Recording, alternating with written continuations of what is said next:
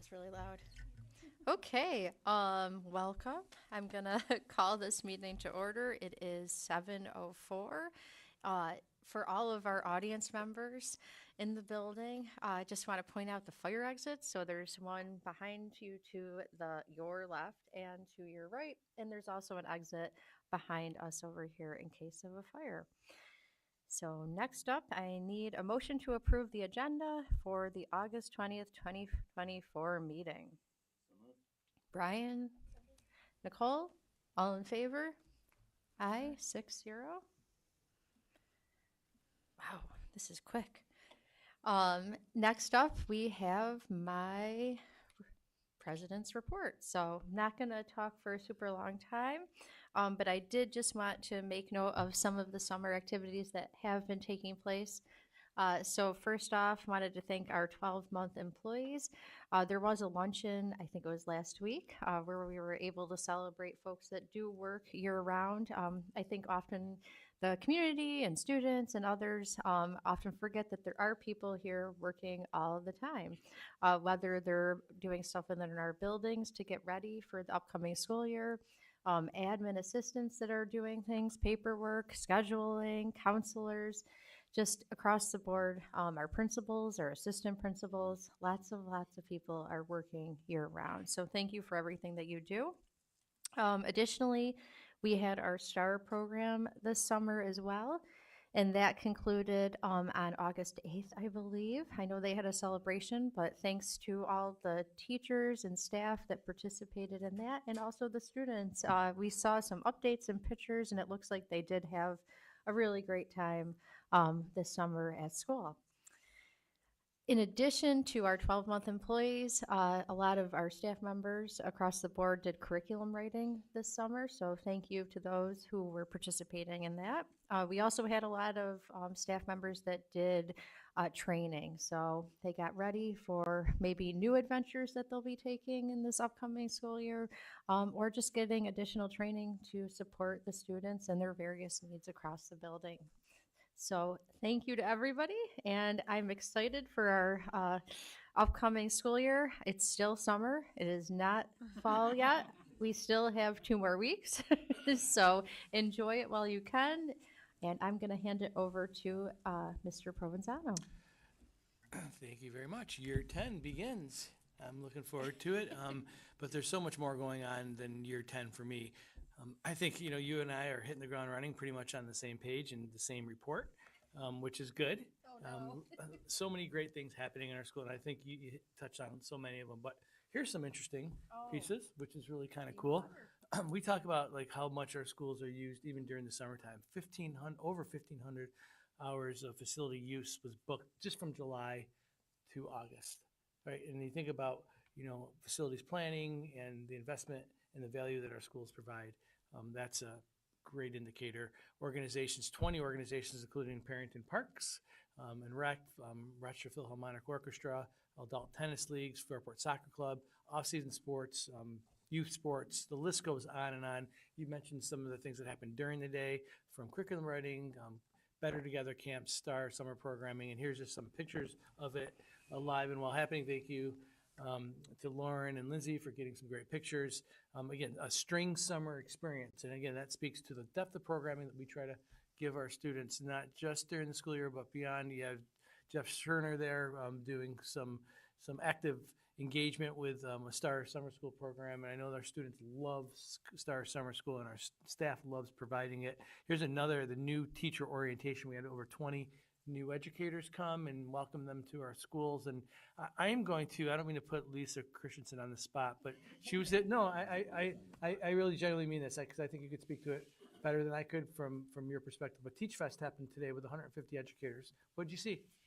Yeah, so I went to the second half, and actually I was just reading over the agenda because the team had sent it, and everything looked so interesting that I just had to go check it out because there were so many awesome classes. And I went to one about standard-based grading and one about suicide prevention, actually, and there was yoga there, not in those ones, but in other classes there's yoga, there's escape rooms, all these different classes, and they were actually run by Fairport staff who were passionate and excited about new things they tried, sharing with other Fairport staff, and it was just really cool to be there and see everyone interacting that way and standing in line for the ice cream truck and talking about their summers, and like it was just it was a really neat atmosphere, and to feel like it was all the staff supporting each other was really unique. And it was paraprofessionals, teachers who were actually in the classroom. But I think you said just the creative bandwidth of offerings was impressive. Yeah, you know how much I love the creativity Yeah. part of it, and like there were so many things about like how to have engaging and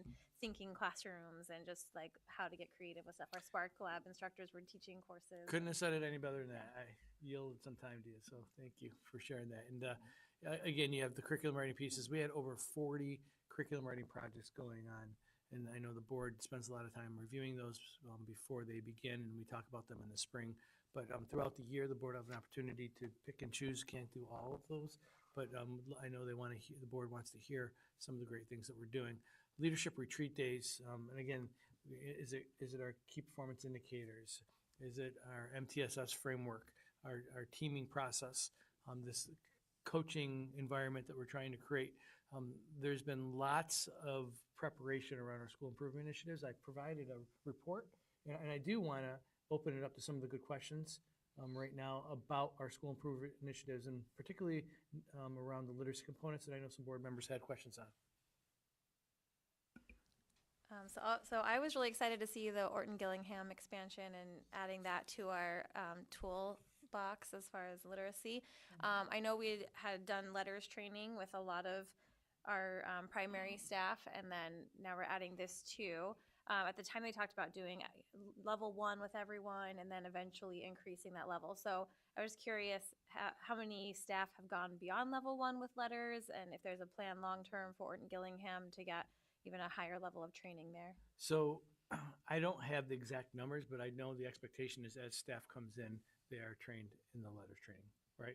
Mm-hmm. And I know that there's a commitment to continuing to develop that. I can get you the specific numbers of how many staff, but we have done an amazing job of organizing it and providing opportunities for that to occur.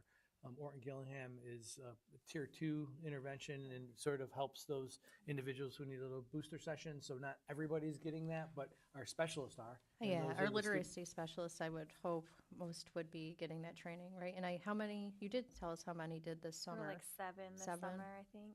And they did, I think it said 30 hours or 50 hours or something over the summer. But I think my understanding is there's another level. Yeah. You can go all the way up to like the Wilson train level. So I'm just curious if there's a plan for, maybe even a fewer number to be really specialized for the students that have more intensive I don't needs. have that specific information, but I could find out. I think great. it's a great question, and I was hoping that, and I put that down in our organizational focus areas, that could be a topic, because the letters piece, which is aligned to the state's mandate of incorporating the research or the science. So we're excited that we're having it. Actually just took a survey for the state and shared how many people, the cost of training, and hopefully we get some support around that. Yeah. So.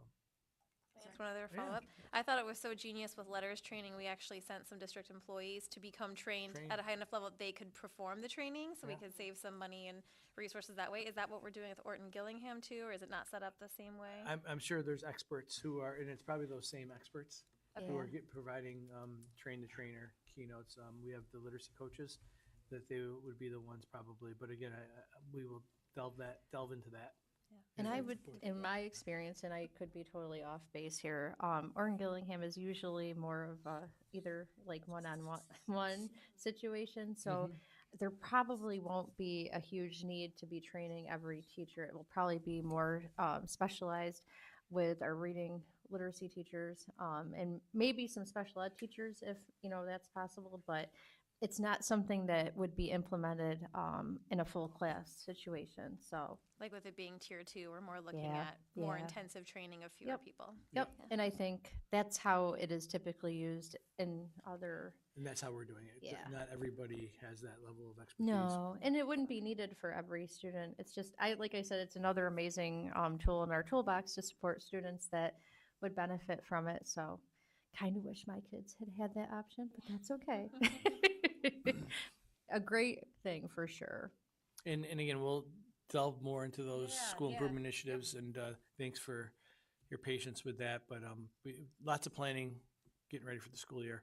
Facilities planning, which we talked about at length, and you see that those three big binders. I was going to Yep. mention that. That is our building condition survey, right? And that's the essence when we talk about the numbers that we were, the 200 million number that we were processing. That's what it would cost within those binders, but not to say that all those are getting done, and there's different phase-ins with that. But this is, again, another commitment of the board, and we're excited to continue to talk about facilities planning. The board took a tour of the art rooms. They're under construction, and we're on progress to start the year with the new art rooms in Fairport High School. And I know our students and staff will be excited to use those. Our facilities are in use throughout the whole year, right? This was just last year, and I bet we could just transfer this number between September and June. There's 2,600 events. Right, this was last year, but we're going to follow this throughout the years. I'm excited about this, and 17,000 hours of use in our facilities, right? And we talk about facilities planning. Why do we need to continue to upkeep and maintain high quality facilities? It's for this reason, right? And just like right now,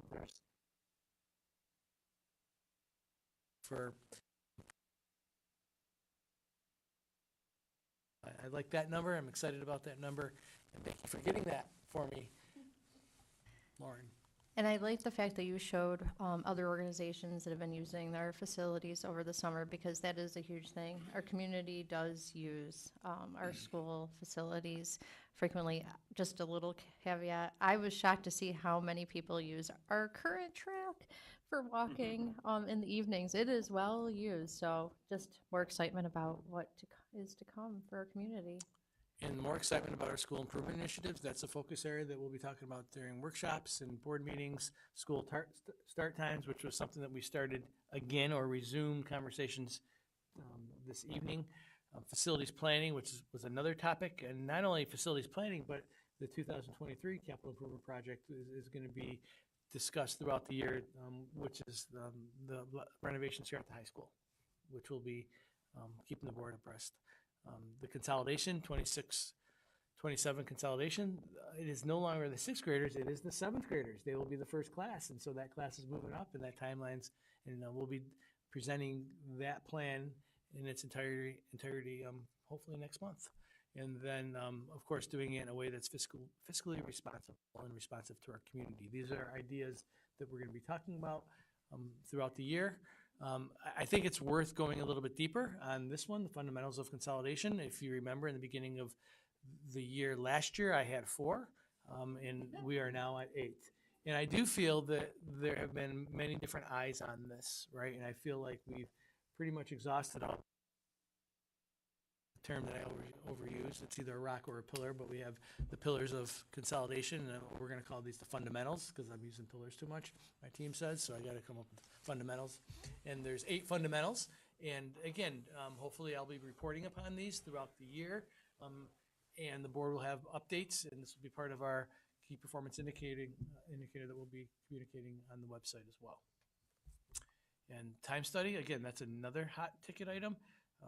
With the Board of Education, we're going to determine the commitment to wraparound care programming and upfront costs, hiring facilitators to begin programming, continue to learn from neighboring school districts, and look for grants. But ultimately, looking for a board resolution in the future on which direction they're going to choose to go in.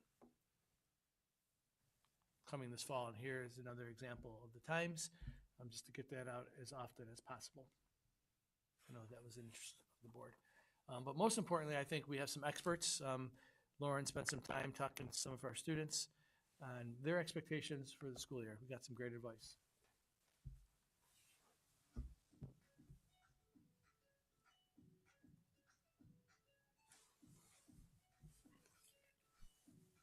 I assume any teacher would first say just to appreciate it and live it, because everybody else, like all the students, are very much just energetic, and you're gonna have a good day regardless. Basically, the first thing they should do is get to know the students better so then they know what they like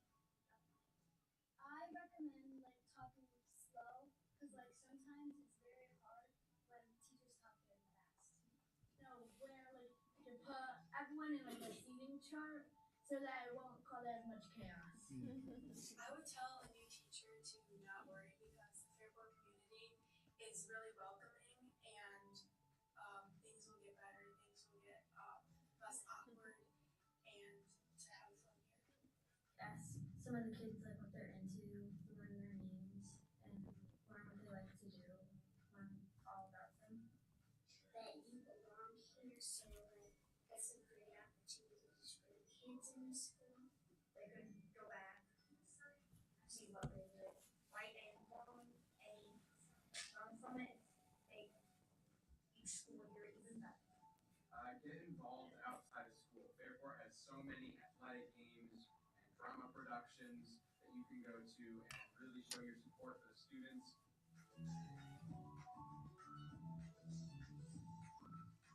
Traits that I appreciate in teachers are like teachers that listen and like are actively looking to improve upon like their class. So once they build like relationships and form in like open, honest communication with their students, they usually can adjust what they're doing based on the class that they have. When I'm stuck on something, they help me. Like I can just raise my hand and they really help me. That is like guided me to getting me better at the qualities I believe are being diverse and inclusive and trying to bring everyone together to build a team, because that's really what a class is a team that they all get along, they work together. If I struggled, they would help me. They were nice and they were kind. Standout teachers for me are the ones that actually take the time to understand you as a person rather than just focusing on the material that they're teaching.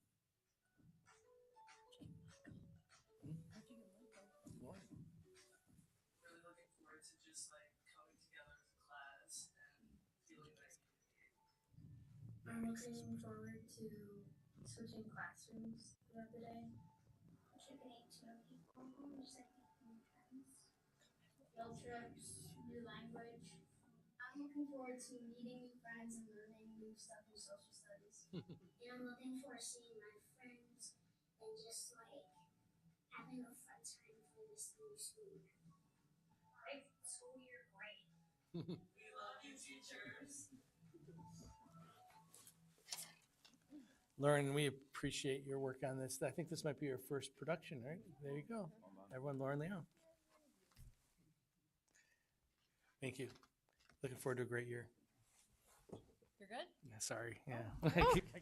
You're fine. So up next we have board member committee reports. I know it was August, so there probably are not that many, but just putting it out there if anyone wanted to make some comments. So just really quick, on the legislative advocacy front, the big work this summer in this area has been about changes potentially coming to the foundation aid formula. The Rockefeller Foundation doing its study on that that was part of the state budget this year. And we've been busy on that advocacy part. Now, Erica and Mary Caitlin spoke at a public hearing in Buffalo about that, one of the 5 public hearings they held about this.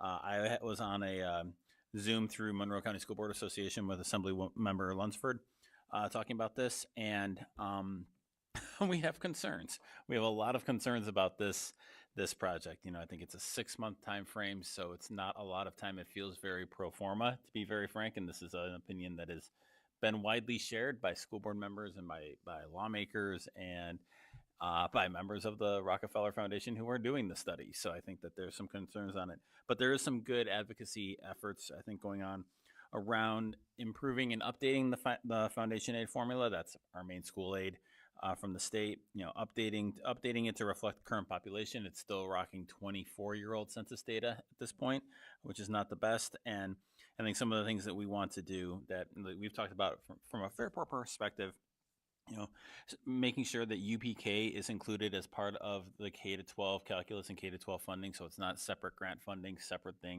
streams. We're really fighting, and this is through NISBA, this is through Monroe County School Board, to keep the hold harmless provision in place. That feels like an uphill battle, but we really think that that's important, that schools don't get less aid from year to year. And I think one of the biggest things, and Mary Caitlin has said this in public, is just some measure of stability and longevity to this aid. So we don't play this game that we play every new year where we're wondering, it's a roll of the dice of what we're going to get on foundation aid, and we really hampers all districts and ability to long-term plan and predict and do things like wraparound care for changing start time. So we were talking about in our workshops. So kind of as we start our advocacy year, I think our first Monroe County School Board legislative meeting is 2 weeks, September 1st. And that, I believe, foundation is probably our main focus of that group this year.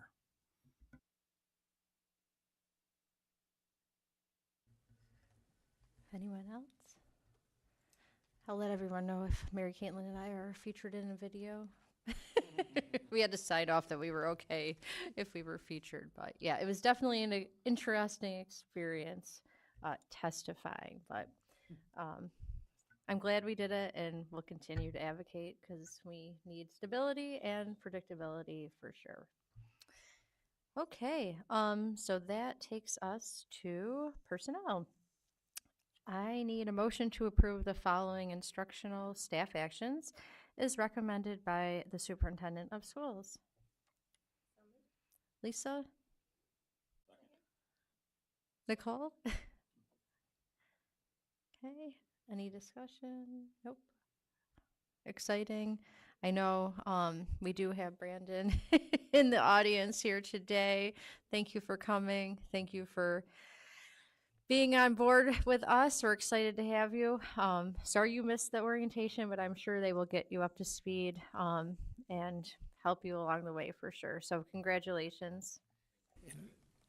Congratulations, Mr. Rudine. Yeah, you got to vote. Oh yeah, well, congratulations for being on the agenda, but hey, it is part of the discussion. All in favor? Aye. Aye, 6-0. Now, congratulations. Sorry, I was a little overexcited. I didn't want to forget, so congratulations. Welcome. Welcome. Okay, I need a motion to approve the following non-instructional and civil service staff actions as recommended by the superintendent of schools. So moved. Lisa? Second. Rich? All in favor? Aye. Next up, we have our superintendent agreement.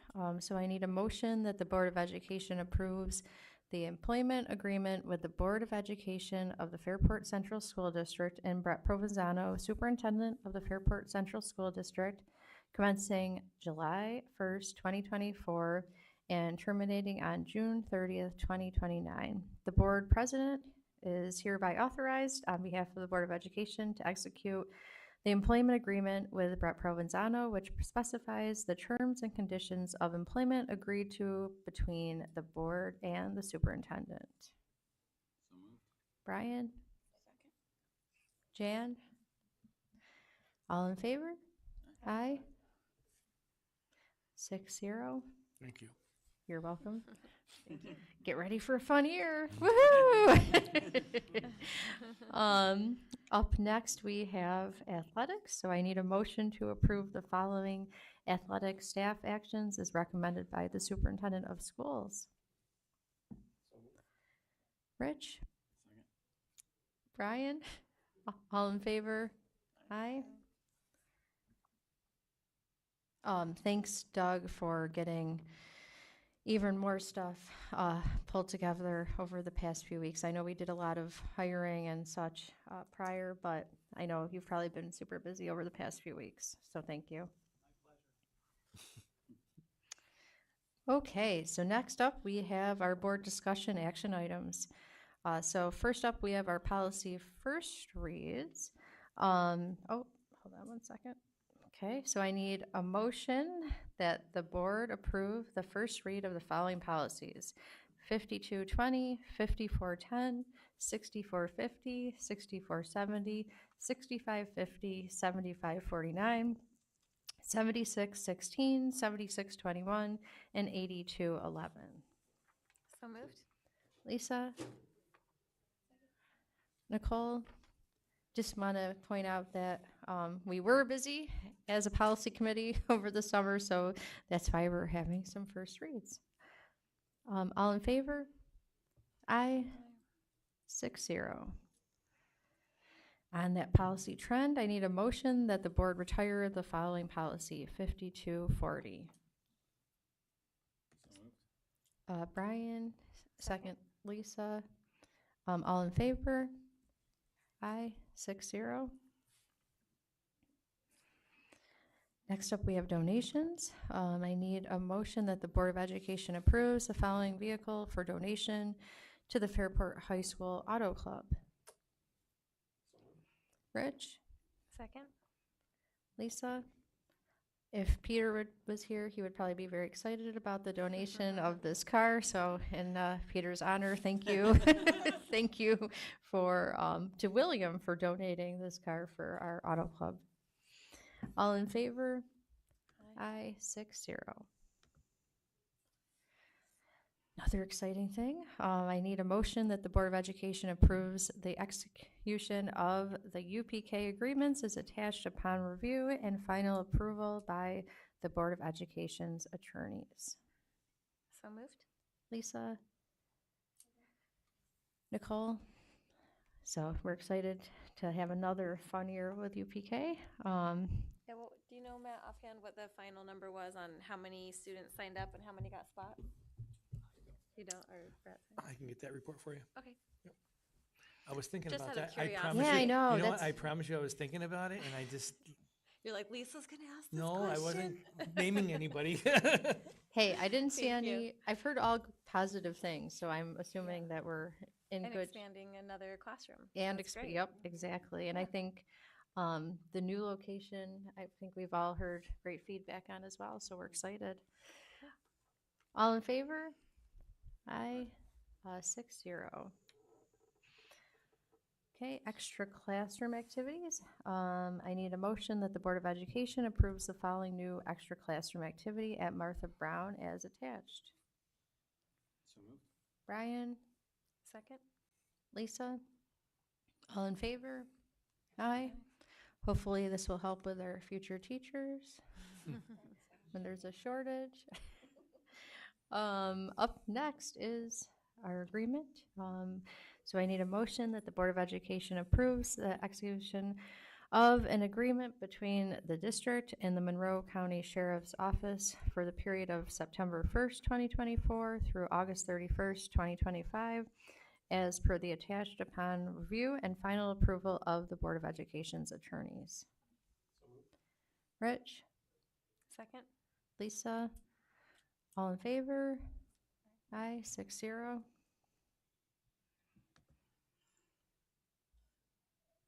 Okay, and up next is our 2024-25 tax warrant. It is updated. So I need a motion that the Board of Education certifies the district valuation as per the attached and the authorizes the tax collector to collect school and library taxes in the amount of $90,529,595 less star in accordance with the provisions of the real property tax law. And on the screen, and if you're watching from home, you can see in the public content, there is information listed as well. So moved. Brian, Second? Lisa, any discussion? As I look at you, Matt? Yeah, I can just add, Yeah. there was just a real minor change of an enhanced star value home. And because we had it on the previous board meeting listing that total star exempt value, just thought it'd be appropriate just to have it, resubmitted through for approval. No change in the total tax base, no change in the tax rate from the August meeting, the August 8th meeting that was already approved. So just to have it official down on paper. And during that time frame, the county had provided us with the star reimbursement amount. So I essentially just populated the information since we had it. Thanks, Matt. Thank you. All in favor? Aye, 6-0. Which leads us to the consent calendar. So I need a motion that the Board of Education approve the consent calendar. Lisa? Nicole? All in favor? Aye, 6-0. We do not have an executive session So you can see there's an NA on it, which leads us to our closing items. And I need a motion to adjourn the meeting. So moved. Brian. Rich, all in favor? Aye. Aye, 6-0. I think that is record time. Okay. Time to beat, guys. Just gonna. Yeah. Notice who wasn't here either. Oh, So don't start there. thank you for being here. Although the shortest one. Yeah. That's right. Yeah.